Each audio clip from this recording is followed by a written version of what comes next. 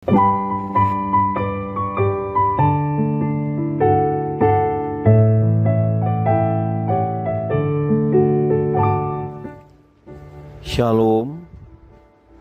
Devosi 2 Raja-Raja pasal 16 ayat 1 sampai yang ke-20, demikian firman Tuhan. Dalam tahun ke-17 zaman Pekah bin Ramalia, Ahaz anak Yotam raja Yehuda menjadi raja. Ahaz berumur 20 tahun pada waktu ia menjadi raja, dan 16 tahun lamanya ia memerintah di Yerusalem. Ia tidak melakukan apa yang benar di mata Tuhan Allahnya, seperti Daud bapa leluhurnya. Tetapi ia hidup menurut kelakuan raja-raja Israel, bahkan dia mempersembahkan anaknya sebagai korban dalam api, sesuai dengan perbuatan keji bangsa-bangsa yang telah dihalau Tuhan dari depan orang Israel. Ia mempersembahkan dan membakar korban di bukit-bukit pengorbanan dan di atas tempat-tempat yang tinggi dan di bawah setiap pohon yang rimbun. Pada waktu itu majulah Rezin raja Aram dan Pekah bin Ramalia raja Israel untuk memerangi Yerusalem, dan mereka mengepung Ahaz, tetapi mereka tidak dapat mengalahkan dia. Pada masa itu Rezin raja Aram mengembalikan Elat kepada Edom. Lalu ia mengusir orang-orang Yehuda dari Elat. Datanglah orang-orang Edom ke Elat dan diam di sana sampai hari ini. Ahaz menyuruh utusan-utusan kepada Tiglat-Pileser raja Asyur, mengatakan, "Aku ini hambamu dan anakmu, majulah dan selamatkanlah aku dari tangan raja Aram dan dari tangan raja Israel yang telah bangkit menyerang aku." Ahaz mengambil perak dan emas yang terdapat pada dalam rumah Tuhan dan dalam perbendaharaan istana raja, dan mengirimnya kepada raja Asyur sebagai persembahan. Maka raja Asyur mendengarkan permintaannya dan maju melawan Damsyik, merebutnya dan mengangkut penduduknya tertawan ke Kir, tetapi Rezin dibunuhnya. Sesudah itu pergilah raja Ahaz menemui Tiglat-Pileser raja Asyur ke Damsyik. Setelah raja Ahaz melihat mezbah yang ada di Damsyik, dikirimnyalah kepada Imam Uria ukuran dan bagan mezbah itu menurut buatannya yang tepat. Lalu Imam Uria mendirikan mezbah tepat seperti keterangan yang dikirimkan raja Ahaz dari Damsyik. Demikianlah dibuat Imam Uria menjelang datangnya raja Ahaz dari Damsyik. Setelah raja pulang dari Damsyik, maka raja melihat mezbah itu, lalu mendekatlah raja kepada mezbah itu, naik ke atasnya, membakar korban bakaran dan korban sajian, mencurahkan korban curahannya di atas mezbah itu, dan menyiramkan darah korban keselamatannya kepadanya. Tetapi ia menyuruh menggeser mezbah tembaga yang ada di hadapan Tuhan dari depan rumah Tuhan, dari antara mezbah baru dengan rumah itu, dan menaruhnya di sebelah utara mezbah baru itu.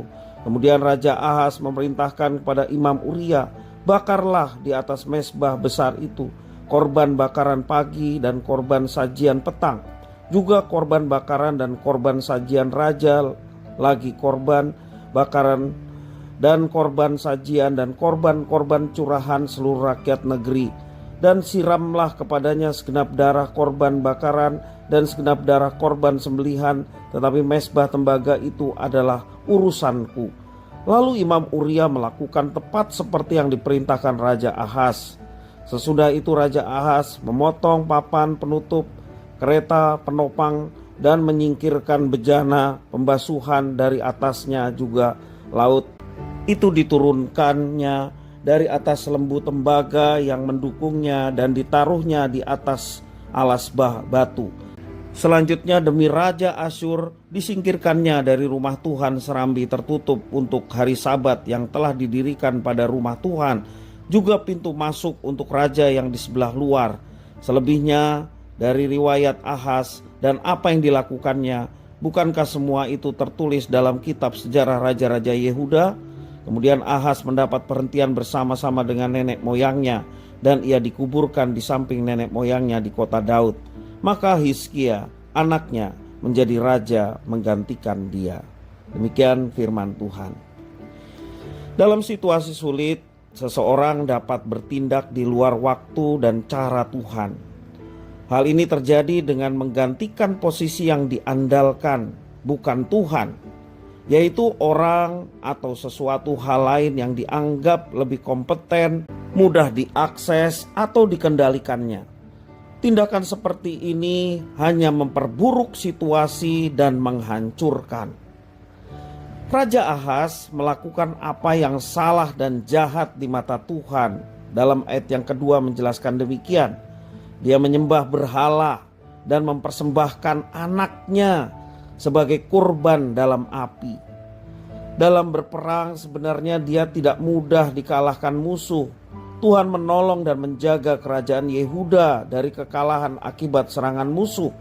Tetapi Ahaz tidak puas dan ia mengajukan permohonan perlindungan kepada Raja Asyur, bukan kepada Tuhan. Dan keputusan Ahaz ini menjadi tindakan yang fatal di kemudian hari. Karena Raja Asyur bukannya membantu, melainkan semakin menyesakkan Raja Ahaz. Ahaz menggantikan posisi Tuhan dengan Raja Asyur. Ahaz semakin tidak benar dengan mengatur imam termasuk perkakas ibadah yang telah Tuhan tetapkan. Kelihatannya Ahaz melayani Tuhan, tetapi hal itu dilakukan demi keuntungan sendiri. Dia membuat keputusan sekehendak hatinya dengan menentang peraturan yang Tuhan perintahkan. Di sini terlihat bahwa Ahaz sebenarnya menggantikan Tuhan dengan berhala, Raja Asyur, dan dirinya sendiri.